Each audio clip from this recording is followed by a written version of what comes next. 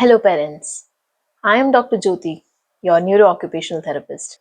आज मैं एक बहुत इम्पोर्टेंट टॉपिक पर बात करने वाली हूँ कि आप अपने बच्चों की सेंसरी नीड्स को घर पर कैसे समझ सकते हैं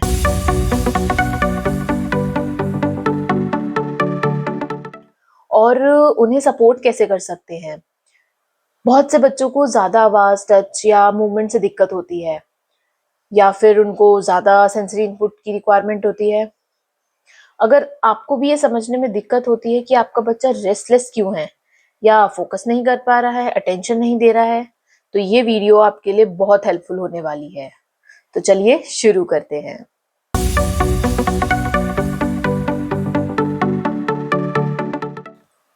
सबसे पहले अगर आपका बच्चा रेस्टलेस है या ज़्यादा हिलता डुलता है, तो आप किसी भी तरीके का वेटेड प्रोडक्ट यूज़ कर सकते हैं, जैसे कि वेटेड ब्लैंकेट, वेस्ट और लैप पैड, जो कि बच्चे को शांत करने के लिए बहुत ज़रूरी है।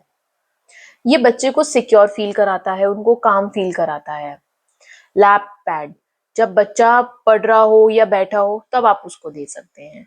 वेटेड ब्लैंकेट का आप यूज कर सकते हैं रात को सोने में, उसको उसकी एंजाइटी कंट्रोल करने के लिए। और one of the weighted waste जो सबसे ज्यादा यूज होता है इन द थेरेपी सेशंस, तो आप वो भी यूज कर सकते हैं। जब बच्चा स्कूल जाए तो उसको एक वेटेड वेस्ट में रैप करके आप उसको थोड़ा सा सेंसरी डाइट दे सकते हैं। देन आप बच्चे को स्कूल भेजेंगे तो उससे बच्चा थोड़ा सा शांत रहेगा। बट एक मेजर पॉइंट जो आपको सबसे ज्यादा ध्यान देना है, ये प्रोडक्ट सिर्फ आप 3 साल से ज्यादा के बच्चों के ऊपर ही यूज करेंगे, क्योंकि ये उन्हीं के लिए सेफ है। कुछ फिजिटिंग टॉयज और च्यूइंग टूल्स आप यूज कर सकते हैं जो कि बच्चे की sensory need, oral sensory need को कम करेंगे। अगर बच्चा हमेशा हाथ मुंह में डालता है या कुछ ऑब्जेक्ट को मुंह में डालने की आदत रखता है, तो ये टूल्स आपको हेल्प करेंगे। कुछ फिजिटिंग टॉयज और च्यू ट्यूब्स आपको किस तरीके से हेल्प कर सकते हैं, बच्चे का फोकस और अटेंशन इंप्रूव करेंगे। जब उसका ओरल क्रेविंग कम होगा, उसका ओरल सेंसरी नीड कम होगा, तब बच्चे को ये चीज वहां पे फोकस और अटेंशन के लिए बहुत इंप्रूव करेंगे। अगर बच्चा पेंसिल या कपड़े चबाता है तो उसके लिए सेफ च्यू ट्यूब्स आप यूज कर सकते हैं। या फिर आप बच्चा पेंसिल का टॉप च्यू करता है बहुत ज्यादा, तो आप किसी भी तरीके की सिलिकॉन पेंसिल या फिर आप किसी भी तरीके का च्यू प्रोडक्ट यूज कर सकते हैं जो कि बच्चे के लिए बेस्ट रहेगा। बच्चा स्कूल में लिखने के टाइम पे पेंसिल या रबड़ चबाता रहता है, उसको आप च्यू ट्यूब्स या फिर आप च्यू नेकलेस दे सकते हैं जो कि बच्चे के गले में डालिए। जब भी उसको क्रेविंग होगी तो वो च्यू ट्यूब लेके उसको च्यू करना स्टार्ट करेगा, जो कि उसकी ओरल सेंसरी को कम करेगा। नेक्स्टली हम कुछ यूज कर सकते हैं नॉइस कैंसलिंग हेडफोन्स, जो कि बच्चों को एक्स्ट्रा साउंड्स या फिर जो बाहर की आवाज आ रही है, बैकग्राउंड नॉइजेस आ रही है, उससे प्रोटेक्ट करेगा। क्योंकि बच्चे मोस्टली एक्स्ट्रा साउंड्स को सुन के, जो एक्सटर्नल एनवायरनमेंट की साउंड होती है उनको सुन करके बहुत जल्दी इरिटेट हो जाते हैं, या फिर किसी क्राउडेड जगह पर जाते हैं तो बहुत अनकंफर्टेबल फील करते हैं। तो बेस्ट ये होगा कि आप उनको हेडफोन्स यूज कराएं जो कि नॉइज कैंसिलेशन के साथ हो, और ये बैकग्राउंड नॉइजेस को बहुत अच्छे से फिल्टर करने में आपकी हेल्प करेंगे, जिससे कि बच्चे का मेल्टडाउन या फिर बच्चा ओवरवेल्म होने के चांसेस में बहुत कम होगा। उसका मेल्टडाउन इतनी जल्दी नहीं होगा बिकॉज एक्सटर्नल साउंड उसको प्रोटेक्ट कर रही है। जैसे बच्चा स्कूल में लंच ब्रेक या जैसे मार्केट में जाते हैं तो ज्यादातर शोर होने पे बच्चा बहुत अनकंफर्टेबल हो जाते हैं। तो उसके लिए सबसे अच्छा बेस्ट सोल्यूशन है कि पेरेंट्स आप अपने बच्चे को हेडफोन्स, नॉइज कैंसलिंग हेडफोन्स का यूज कराएं, जो कि उसके लिए बहुत हेल्पफुल रहेंगे।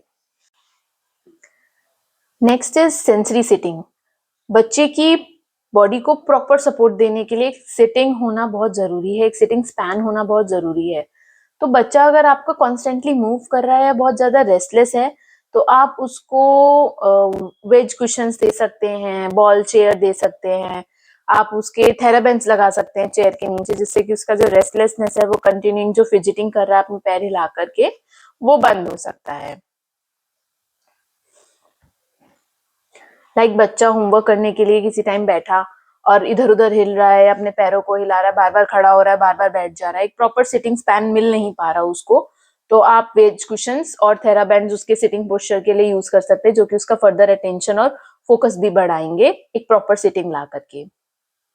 नेक्स्ट आप यूज कर सकते हैं कुछ पाम मसाज या फिर कुछ एसेंशियल ऑयल्स, जो कि बच्चे को रिलैक्स करने के लिए बहुत ज़्यादा ज़रूरी होते हैं। हम इनको कामिंग डाउन्स में बहुत यूज़ करते हैं। बच्चा सडन एकदम रेस्टलेसनेस होती है बच्चे को, तो इन कामिंग स्मेल्स और इन पाम ऑयल्स और एसेंशियल ऑयल को स्मेल करके बच्चा बहुत जल्दी रिलैक्स होता है। तो अगर बच्चा बहुत ज़्यादा एंशियस या फिर स्ट्रेस्ड है, तो आप ये सिंपल चीज़ें ट्राई कर सकते हैं। ये मोस्ट सबसे अच्छा स्मेल लेवेंडर, ये रिलैक्स करने के लिए बहुत अच्छा है और पेपरमिंट एनर्जी बूस्ट करने के लिए। तो आप दोनों ही स्मेल्स को डिफरेंट डिफरेंट तरीके से बच्चे के अलग अलग नीड्स के अकॉर्डिंग आप यूज करेंगे। जो बच्चा बहुत ज्यादा हाइपर है, आप उसको किसी भी तरीके का पेपरमिंट एनर्जी वाला स्मेल नहीं देंगे, उससे उसकी हाइपर एक्टिविटी बढ़ जाएगी। तो पेरेंट्स इस चीज का बहुत ध्यान रखें कि असेंशियल ऑयल्स और असेंशियल स्मेल्स आप किस तरीके से, आपके बच्चे को उसकी रिक्वायरमेंट है नहीं है, आप अपने थेरेपिस्ट को पूछिए, देन आप बच्चे को प्रोवाइड कीजिए। और सबसे इंपॉर्टेंट बात, आप इन एसेंशियल ऑयल्स और स्मेल्स को बॉडी के ऊपर डायरेक्ट नहीं अप्लाई करेंगे। स्किन से अगर आप डायरेक्ट लगाएंगे तो वो रिएक्शन क्रिएट कर सकते हैं। तो अगर आपको स्टिल अगर लगाना भी है, बच्चे के नोज पे आपको स्मेल लगा के छोड़ना है, तो आप सबसे पहले एक छोटा सा पैच ट्राई करेंगे। इधर बच्चे को उससे किसी तरीके का इन्फेक्शन तो नहीं हो रहा है, then you will apply it on the skin of the child. Next, आप बच्चे के लिए सेंसरी स्विंग्स या फिर ट्रैम्पोलिन का भी यूज कर सकते हैं, जो कि बच्चे की एनर्जी को चैनलाइज करने के लिए बहुत जरूरी होता है। अगर बच्चा जंप कर रहा है या ज्यादा हिल रहा है, हमेशा हिलना है, रॉकिंग मूवमेंट है उस बच्चे के, तो ये एक्टिविटीज बेस्ट हैं आपके लिए।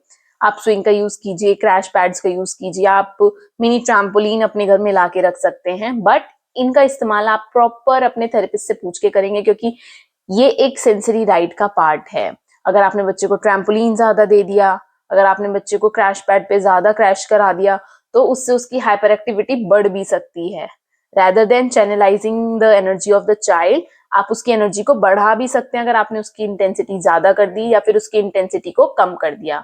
मोस्ट ऑफ द टाइम अगर बच्चा आपका काउच पे जंप कर रहा है या बेड पे जंप कर रहा है, तो एक मिनी ट्रैम्पोलिन या फिर कोई क्रैश पैड आप घर में रख सकते हैं और अपने थेरेपिस्ट को पूछ के कितने रिपीटिशन या कितना टाइम उसको ये चीज कराना है, उसकी डाइट का कितना पार्ट है, वो आप करा सकते हैं। एट लास्ट, पेरेंट्स, हर बच्चा अलग होता है और उनकी सेंसरी नीड्स भी अलग होती हैं। अगर आपको लगता है कि आपका बच्चा ज्यादा हाइपर है, ध्यान नहीं लगा पाता है या फिर किसी भी तरीके की सेंसरी इनपुट की जरूरत है उसको, तो ये टूल्स आप घर पर इजीली यूज कर सकते हैं। सबसे जरूरी बात, बच्चे की नीड्स को समझना और उसके अकॉर्डिंग सोल्यूशन देना बहुत जरूरी है। पेरेंट्स, मैं अपनी हर वीडियो में आप लोगों को यही चीज सजेस्ट करती हूँ, बिना अपने थेरेपिस्ट की परमिशन के और बिना थेरेपिस्ट से प्लान लिए अपने बच्चों को किसी भी तरीके की एक्टिविटी ना कराएं। इधर आप उसकी एनर्जी कम करने के चक्कर में उसकी एनर्जी बढ़ा भी सकते हैं, और इन एक्सरसाइज का साइड इफेक्ट्स भी हो सकता है अगर आप इनको प्रॉपर मेजर्स के साथ और प्रॉपर एजुकेशन के साथ यूज नहीं करते हैं तो। आज की वीडियो के लिए बस इतना ही। अगर आपको ये वीडियो हेल्पफुल लगी तो लाइक करिए, शेयर कीजिए और कमेंट्स जरूर कीजिए। आपको कोई भी सवाल है तो नीचे लिखिए, मैं उनका जवाब आपको एक वीडियो में जरूर दूंगी। Thank you for watching this video.